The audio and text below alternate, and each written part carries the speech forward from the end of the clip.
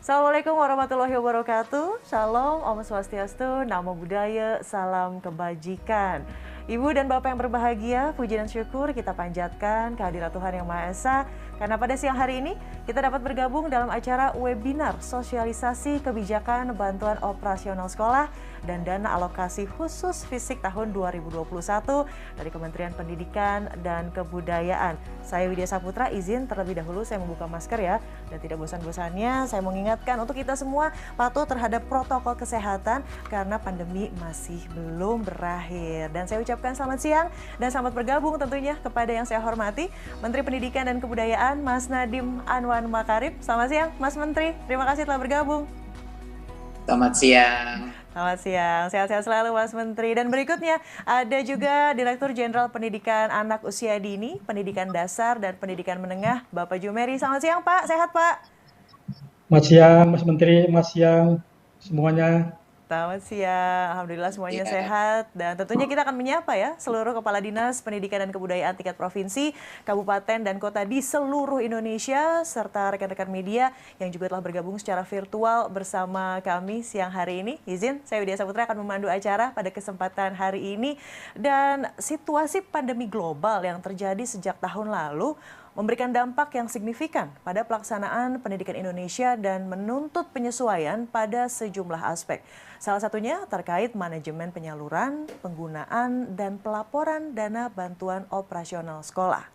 Sejak pertama kali diluncurkan pada bulan Juli tahun 2005, dana bantuan operasional sekolah atau BOS telah menjadi solusi bagi sekolah-sekolah di daerah, khususnya yang berada di lingkungan ekonomi menengah ke bawah. Nah, pada tahun 2020, Kementerian Pendidikan dan Kebudayaan menjalin sinergi dengan Kementerian Keuangan dan juga Kementerian Dalam Negeri untuk tentunya meningkatkan kualitas mekanisme penyaluran dan penggunaan dana bantuan operasional sekolah. Lalu seperti apa hasil positif dari sinergi tersebut dan bagaimana untuk mekanisme bantuan operasional sekolah di tahun 2021? Untuk itu tentunya kami akan mengundang Menteri Pendidikan dan Kebudayaan untuk menyampaikan paparan terkait sosialisasi kebijakan dana bantuan operasional sekolah dan dana alokasi khusus fisik tahun 2021 kepada Mas Menteri. Mangga kami persilahkan. terima kasih. Assalamualaikum warahmatullahi wabarakatuh.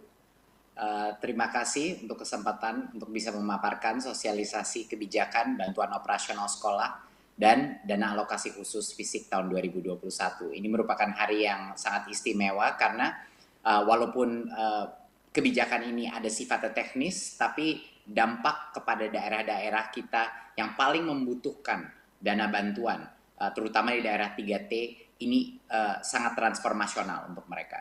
Jadi ini hari yang sangat mengembirakan bahwa kita bisa menjunjung tinggi keadilan sosial bagi seluruh rakyat Indonesia dengan suatu kebijakan anggaran yang afirmatif, yang benar-benar mengikuti kebutuhan daripada daerah-daerah yang lebih membutuhkan. Jadi itu merupakan suatu perubahan kebijakan yang sangat penting menurut saya hari ini. Izinkan saya melakukan paparan mengenai apa saja isi daripada perubahan kebijakan BOS dan DAK tahun 2021. Berikut. Kita ada dua sesi di sini. Satu adalah mengenai kebijakan BOS, kedua adalah mengenai kebijakan DAK. Yang pertama akan saya telahi adalah yang kebijakan mengenai BOS di tahun 2021. Berikut. Di tahun 2020, kita seperti yang kita tahu episode Merdeka Belajar sebelumnya, kita telah menyalurkan langsung kepada rekening sekolah.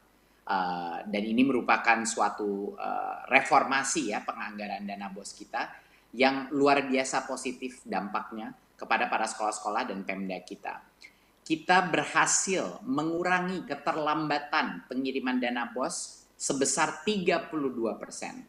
Atau dalam ukuran waktu itu sekitar 3 minggu lebih cepat. Rata-rata 3 minggu lebih cepat dibandingkan dengan tahun 2019. Ini dampaknya luar biasa. Banyak sekali orang tua yang dulu diminta untuk ditalangi dulu biaya operasional sekolah. Sementara karena proses administratif yang menimbulkan ketundaan, penundaan daripada penerimaan dana BOS, ini udah tidak terjadi lagi. Jadi dengan transfer ini kita telah mengurangi keterlambatan sekitar 32%, sepertiga daripada keterlambatan itu sudah kita kurangi atau kita menghemat waktu sekitar 3 minggu. Dampak kepada ekonomi masyarakat setiap sekolah juga sangat besar, di mana sekolah punya anggaran tepat waktu dan tentunya untuk kualitas mutu pembelajaran. Dan kami pun mensurvei semua kepala sekolah, banyak sekali kepala sekolah, dan kami juga mensurvei kepala dinas dan representatif Pemda, dinas pendidikan di provinsi dan di kabupaten. Dan surveinya luar biasa. Dalam survei ini 85,5% responden sekolah dan 96% daripada responden pemerintah daerah memandang penyaluran BOS langsung ke rekening sekolah ini sangat memudahkan atau sangat memudahkan. Seperti yang kelihatan tuh, yang biru tua itu memudahkan, yang biru muda itu sangat memudahkan. Jadi ini adalah suatu breakthrough ya, policy yang kita lakukan sebelumnya di tahun 2020, dan ini menjadi motivasi untuk Kemendikbud terus melakukan optimalisasi daripada reformasi kebijakan anggaran. Berikut. Di tahun 2021 kita menyediakan dana BOS kepada sekitar 216.000 satuan pendidikan dengan alokasi sebesar 52 T. Bisa terlihat di sini di dalam halamannya pembagiannya antara setiap jenjang SD, SMP, SMA, SMK, dan SLB. Ya, totalnya untuk tahun 2021 sekitar 52,5 triliun. Berikut. Ada 3 pokok-pokok kebijakan dalam bantuan operasional sekolah di tahun 2021 ya. 3 hal yang harus kita ingat. Yang pertama adalah nilai satuan biaya BOS itu bervariasi. Tadinya semuanya sama, tergantung per anak saja, dan sekarang setiap area, setiap kabupaten dan daerah dan setiap sekolah itu ada variasinya ya. Jadinya nilai satuan biayanya berubah, terdiferensiasi.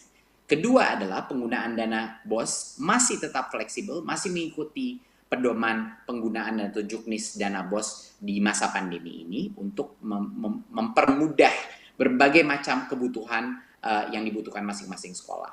Dan yang ketiga adalah pelaporan dana BOS ini dilakukan secara daring. Jadi kita ada transformasi metode pelaporan, dan nanti kita akan juga membahas dampaknya apa terhadap pelaporan daring ini. Ya, jadi 3 pokok kebijakan. Satu adalah unit per anaknya itu bukan seragam tapi terdiferensiasi ya. Kedua adalah masih fleksibel penggunaan dana BOS, dan ketiga adalah sistem pelaporannya adalah menggunakan teknologi sekarang secara online. Silakan berikut. Jadi yang pertama dan yang terbesar dan berita terbaik bagi banyak sekali daerah-daerah, terutama daerah-daerah terluar tertinggal di Indonesia, adalah satuan biaya BOS tidak lagi seragam. Satuan biaya BOS itu ada variasinya, ya, ada rentang nilai satuan biaya peserta didik, ya.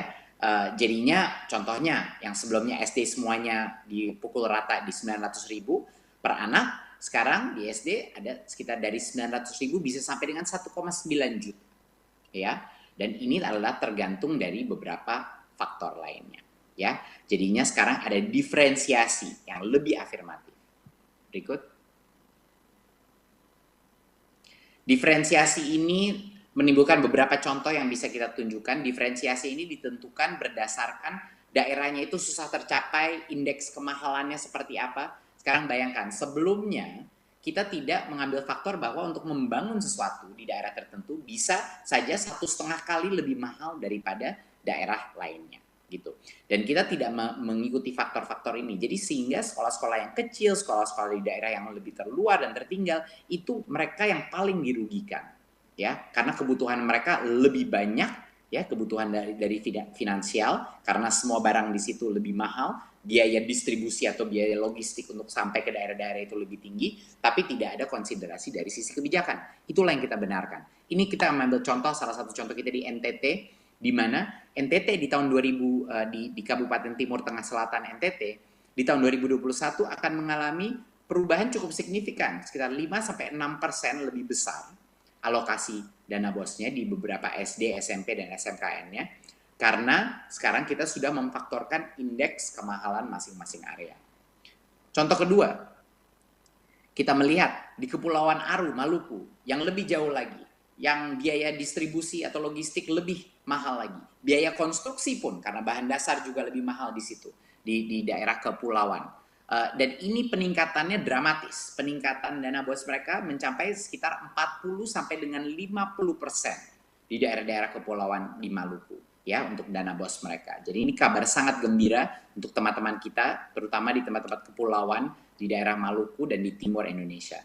Kita ambil contoh terakhir di Papua, di Kabupaten Intan Jaya, Papua, di mana biaya logistik, biaya supply barang-barang dasar itu paling tinggi, di mana banyak sekali kesulitan karena baik juga itu memang daerah kepulauan, tapi juga berbagai macam isu dari sisi kejauhan daripada sentra-sentra pusat. Ini di daerah Papua kenaikan dana BOS di 2021 itu mencapai sampai dengan di atas 100%. Untuk misalnya SD YPPK Sanepa itu sampai 117%. SMP Negeri 1 Sugapa naik 125% dan SMA 1 Sugapa naik sampai 131%. Jadi ini benar-benar perubahan cara kita mengalokasikan BOS yang jauh lebih adil. Biar teman-teman kita di Papua, di Maluku, di NTT itu bisa meningkatkan kualitas pembelajaran mereka dengan mengkonsiderasi berbagai macam faktor dan indeks kemahalan di daerah-daerah mereka tersendiri. Jadi inilah yang kita maksudkan dengan menjunjung tinggi keadilan sosial bagi seluruh rakyat Indonesia. Kebijakan penganggaran pun harus mengikuti azas Pancasila tersebut. Berikut. Dan tentunya penggunaan dana BOS masih fleksibel sesuai dengan kebutuhan sekolah. Beberapa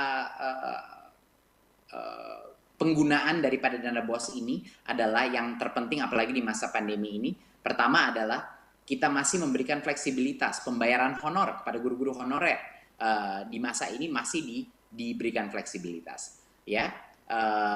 Dan honor dapat diberikan kepada tenaga pendidikan apabila dana masih tersedia. Jadi kita berikan fleksibilitas bagi kepala sekolah, diskresi bagi kepala sekolah untuk memberikan honor kepada guru-guru yang paling layak menerima.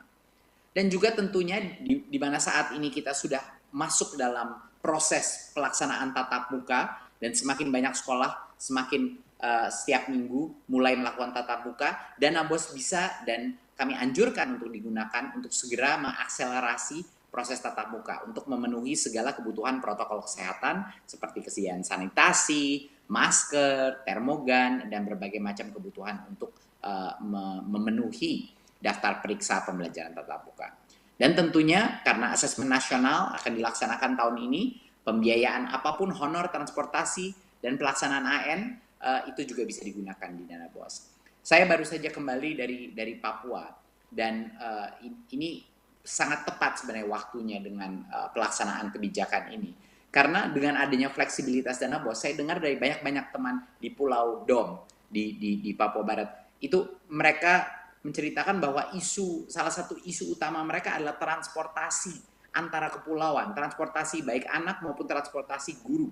Dan bagaimana mereka bisa menggunakan ini. Dengan adanya fleksibilitas dana BOS dan peningkatan yang cukup dramatis untuk daerah-daerah 3T seperti ini, teman-teman kita di sekolah-sekolah di daerah-daerah kepulauan bisa menggunakan dana BOS ini untuk transportasi murid-muridnya dan guru-gurunya karena lebih fleksibel dan juga satuan unit pembiayaannya sudah meningkat. Jadi ini benar-benar merupakan suatu solusi daripada kebutuhan masing-masing sekolah di daerah-daerah paling terluar yang mungkin sangat variatif kebutuhan mereka yang paling urgen. Berikut. Di tahun 2020, kebijakan mewajibkan pelaporan penggunaan BOS itu menjadi persyaratan penyaluran. Jadinya kalau tidak ada pelaporan yang dilakukan di kuartal sebelumnya, ya kita tidak akan bisa melepaskan BOS yang berikutnya. Dan apa yang terjadi, Bapak Ibu, apa yang terjadi adalah sesuatu yang cukup luar biasa.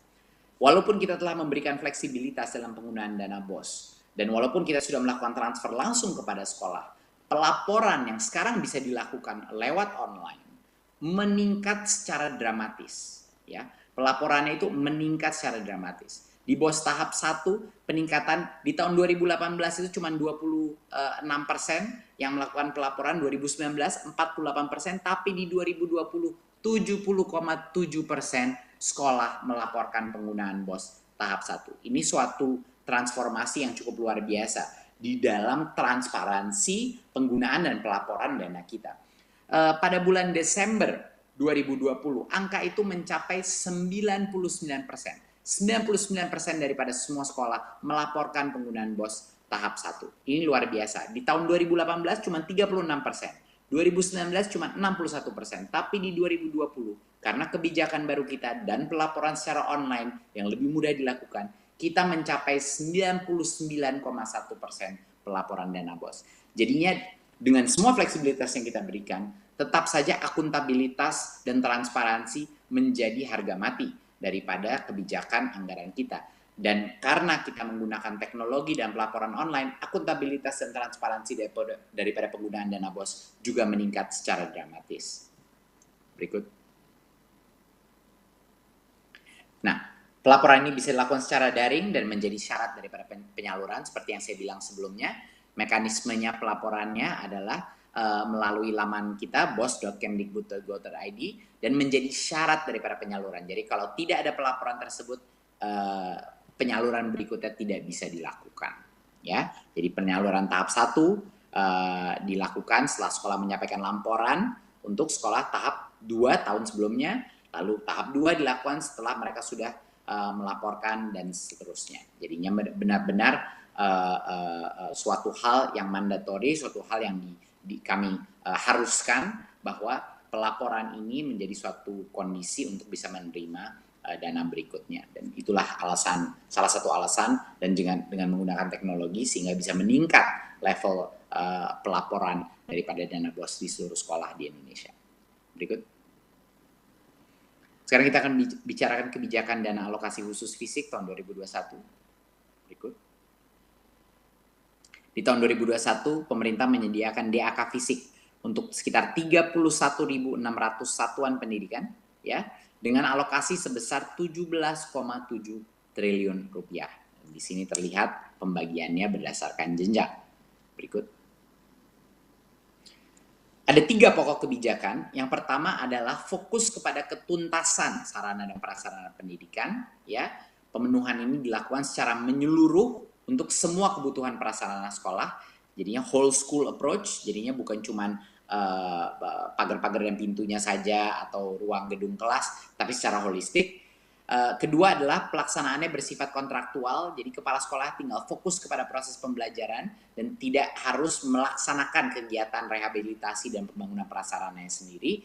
Dan ketiga adalah pelibatan Dinas PUPR. Dinas PUPR di masing-masing daerah yang akan melakukan asesmen kerusakan dan meningkatkan validitas data sarana prasarana sekolah. Jadi sekarang ada tim profesional yang akan melakukan asesmen, evaluasi, dan juga memonitor dan mengevaluasi pekerjaan yang dilaksanakan. Berikut. Nah, di tahun 2020 fokus kita adalah untuk menyasar sebanyak mungkin sekolah yang membutuhkan rehabilitasi, ya, yang ada rusak berat, rusak ringan, dan lain-lain. Dan pemenuhan ini dilakukan secara parsial, jadinya menyebar ke banyak sekolah. Di tahun 2021 kita sedikit berubah strateginya. Strateginya adalah untuk memastikan setiap sekolah itu selesai. Pemenuhan itu dilakukan secara holistik, menyeluruh sesuai kebutuhan sarana prasarana masing-masing sekolah. Dan harapannya dampaknya adalah walaupun sasaran sekolah kita lebih mengecil, tapi seluruh permasalahan sarpras di sekolah itu tuntas dan selesai. Itu adalah harapan kita dengan perubahan strategi ini, agar dipastikan kalau kita bantu itu sekolah itu benar-benar sampai tuntas kebutuhan sarana prasarananya dan berbagai macam rehabilitasi yang dibutuhkan. Berikut. Nah, dana alokasi fisik menunya di 2021 untuk ketuntasan sarana prasarana sekolah. Jadi apa saja sebenarnya yang bisa dilakukan sebagai yang kita maksudkan dengan whole school, ya. Menu ini meliputi bukan hanya rehab, tapi pembangunan ruang kelas, perpustakaan, ruang guru, toilet, laboratorium, ruang praktek, UKS, rumah dinas guru, ruang ibadah, dan ruang pembelajaran inklusi. Penyediaan sarana pendidikan juga rincian menu ini meliputi semua pengadaan alat laboratorium, peralatan praktek utama, dan media pembelajaran termasuk alat-alat TIK. Jadi ini benar-benar diberikan menu yang jauh lebih fleksibel. Berikut. Pengadaan secara kontraktual ini kita banyak sekali mendengar komplain-komplain dari beberapa waktu saya mengunjungi berbagai macam kepala sekolah. Banyak yang mengkomplain bahwa sistem swakelola ini benar-benar membebankan kepala sekolah. Banyak dari mereka yang tidak tahu mungkin secara prosedural bagaimana, ada pihak-pihak oknum yang juga mengganggu mereka. Jadinya ini menjadi suatu beban mental dan beban administratif bagi banyak sekali kepala sekolah. Jadi kita di tahun ini pindah dari sistem swakelola ke sistem kontraktual, di mana yang akan dilakukan ini dilaksanakan oleh Dinas Pendidikan ya dengan penyedia dan manajemen terpusat di Dinas Pendidikan agar sekolah tidak terbebani dengan semua urusan pengadaan barang dan jasa dan juga peralatan itu disediakan oleh penyedia. Jadi dalam pelaksanaan dibutuhkan peralatan khusus kontraktor bisa mendatangkan dari daerah lain. Dan dari sisi waktu ini ada jaminan ketepatan penyelesaian. Jadi paling tidak ada faktor waktu dan suatu komitmen dari pemerintah daerah, dari Dinas Pendidikan kapan bisa diselesaikan, dan harapannya hasilnya kualitas bangunan juga lebih baik dan juga efisiensi juga lebih baik. Berikut. Kita juga akan melibatkan Dinas PUPR untuk meningkatkan validitas data sarana prasarana sekolah. Ini artinya dari sisi penilaian kerusakan, validitas data, dan juga efisiensi, pihak Dinas PUPR daerah akan melakukan monitoring dan evaluasi agar dana ini digunakan tepat sasaran dengan efisiensi yang baik. Berikut. Jadi untuk menyimpulkan kebijakan ini, yang pertama dan tentunya yang suatu kabar yang sangat gembira bagi banyak sekali daerah-daerah terluar di Indonesia, terutama di luar beberapa daerah di luar Jawa, nilai satuan biaya BOS sekarang bervariasi sesuai karakteristik daerah dan sesuai dengan indeks kemahalan di masing-masing daerah. Tidak ada lagi diskriminasi terhadap daerah-daerah yang punya sekolah-sekolah kecil atau daerah-daerah yang indeks konstruksi atau indeks kemampuan membayarnya itu kemahalannya itu sangat tinggi. Dan yang kedua adalah penggunaan dana BOS ini masih fleksibel seperti di situasi pandemi seperti ini untuk segala macam kebutuhan sekolah, terutama untuk persiapan untuk tatap muka. Dan yang ketiga adalah untuk pelaporan penggunaan BOS ini dilakukan secara daring yang meringankan beban administratif dari masing-masing sekolah dan meningkatkan level transparansi yang sudah cukup luar biasa. Teman-teman kita di Maluku, di NTT, di Papua akan menerima alokasi BOS yang jauh lebih besar secara total dari yang sebelumnya. Dan ini merupakan kabar gembira dan menjunjung tinggi Pancasila, salah satu butir Pancasila, yaitu keadilan sosial bagi seluruh rakyat Indonesia. Yang itu yang harus kita junjung tinggi di seluruh Nusantara. Dan yang kedua adalah kebijakan mengenai DAK. Berikut. Ya, kebijakan DAK yang kita alokasikan 17,7 triliun. Fokusnya adalah ketuntasan sarana dan prasarana pendidikan untuk kebutuhan secara holistik yang dibutuhkan sekolah, jadinya agar tuntas masing-masing sekolah. Jadi jangan sampai kalau kita melakukan rehabilitasi atau peningkatan sarana prasarana tidak sampai tuntas. Kedua adalah pelaksanaan yang bersifat kontraktual untuk melepaskan beban ini daripada kepala sekolah, dan ini bisa kita beban itu sekarang ada di Dinas Pendidikan masing-masing Pemda. Dan ketiga adalah keterlibatan monitoring dan fungsi MONEF daripada Dinas PUPR yang akan melakukan assessment kerusakan, di mana setiap Dinas PUPR punya profesional-profesional yang akan bisa memastikan anggaran kita itu tepat sasaran dengan efisiensi yang terbaik. Saya rasa itu dari saya mengenai kebijakan DAK dan kebijakan dana BOS di tahun 2021. Ini adalah upaya daripada Kemendikbud dan pemerintah pusat untuk memastikan bahwa reformasi kebijakan anggaran kita di dunia pendidikan terus meningkat dan terus menghasilkan mutu pembelajaran yang baik dan terus menghasilkan pemerataan akses dan keadilan sosial bagi masyarakat di negara kita. Terima kasih. Wassalamualaikum warahmatullahi wabarakatuh. Waalaikumsalam warahmatullahi wabarakatuh. Terima kasih atas pemaparannya Mas Menteri Pendidikan dan Kebudayaan, Mas Nadiem Anwar Makarim. Tentunya ini merupakan kabar gembira. Saya suka sekali tadi ada kata-kata pengejawantahan dari sila keadilan sosial bagi seluruh Indonesia dan tentunya sebagai kelanjutan dari Merdeka Belajar episode 3 yang diluncurkan tahun lalu terkait mekanisme bantuan operasional sekolah atau BOS. Nah, selanjutnya kami akan mohon Direktur Jenderal Pendidikan Anak Usia Dini, Pendidikan Dasar dan Pendidikan Menengah, Paudasmen, Bapak Jumeri, juga untuk gabung, Pak, bersama Mas Menteri dan bersama-sama menjawab sejumlah pertanyaan yang sudah diajukan oleh peserta webinar kita siang hari ini. Siapa Jumeri? Aman ya? Sudah terdengar suaranya ya?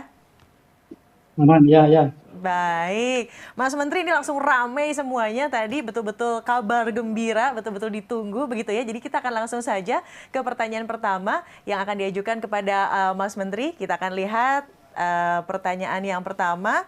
Ini apakah dengan skema tahun 2021 ini berarti satuan biaya BOS ini berbeda per kabupaten kotanya? Begitu katanya Mas, silahkan. Betul, satuan biaya BOS itu akan berbeda di tiap kabupaten kota. Dan ini sangat berarti karena salah satu tujuan satuan biaya disusun secara manjemuk ini adalah untuk menekan ketimpangan atau kesenjangan antar wilayah. Yang tadinya itu sangat tidak adil bagi wilayah-wilayah di mana biaya konstruksi, biaya beli barang itu jauh lebih mahal, dia malah lebih dirugikan lagi. Padahal tingkat sosioekonomi di daerah-daerah itu sudah biasa relatif lebih rendah dari daerah lain. Jadinya ini benar-benar equalizer, suatu menutupi ketimpangan dan kesenjangan antara wilayah. Jadi cara kita melakukan penghitungan itu ada dua indikator, yaitu satu adalah indeks kemahalan konstruksi atau IKK, dan satunya lagi adalah indeks peserta didik di tiap wilayah di kabupaten dan kota.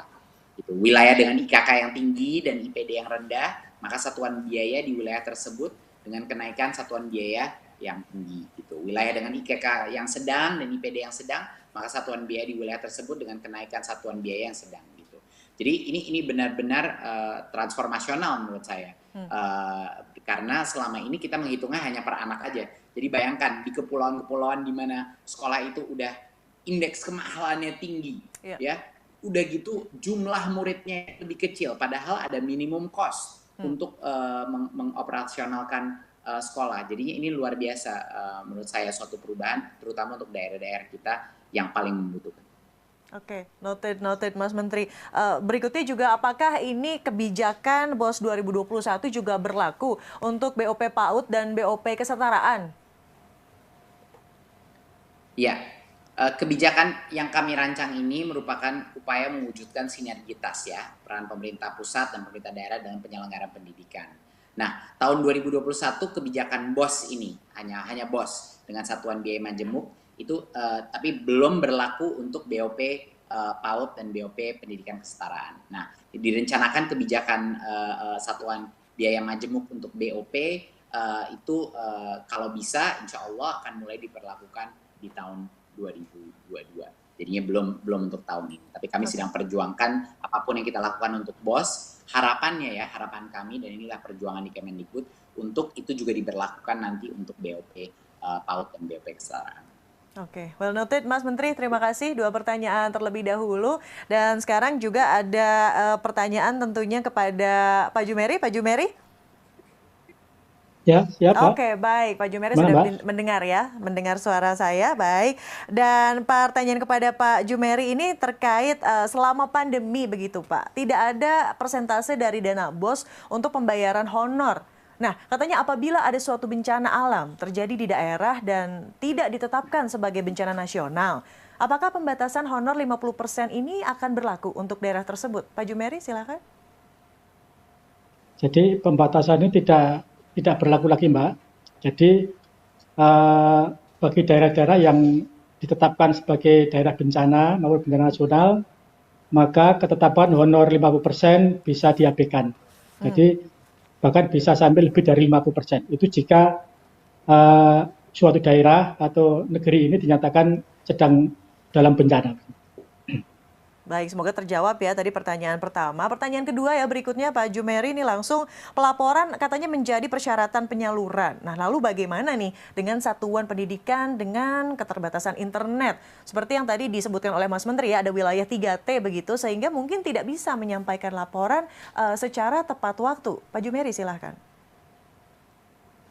Jadi laporan lewat internet ini adalah bagian dari akuntabilitas atas bantuan yang kita berikan kepada satuan pendidikan. Nah, bagi satuan pendidikan diberi waktu cukup panjang. Jadi, laporan penerimaan tahap 1 itu bisa sebagai dasar untuk penerimaan tahap 3, bukan dasar penerimaan tahap 2. Sehingga ada selang 1 tahap, Mbak. Ini merupakan waktu yang cukup bagi satuan pendidikan untuk melaporkan. Kalau sekolah atau satuan pendidikan mengalami kesulitan akses internet, mungkin belum punya perangkat internet yang memadai, satuan pendidikan itu bisa di bawah bimbingan dinas pendidikan setempat memfasilitasi satuan-satuan pendidikan yang belum punya akses internet untuk dibantu dalam pelaporan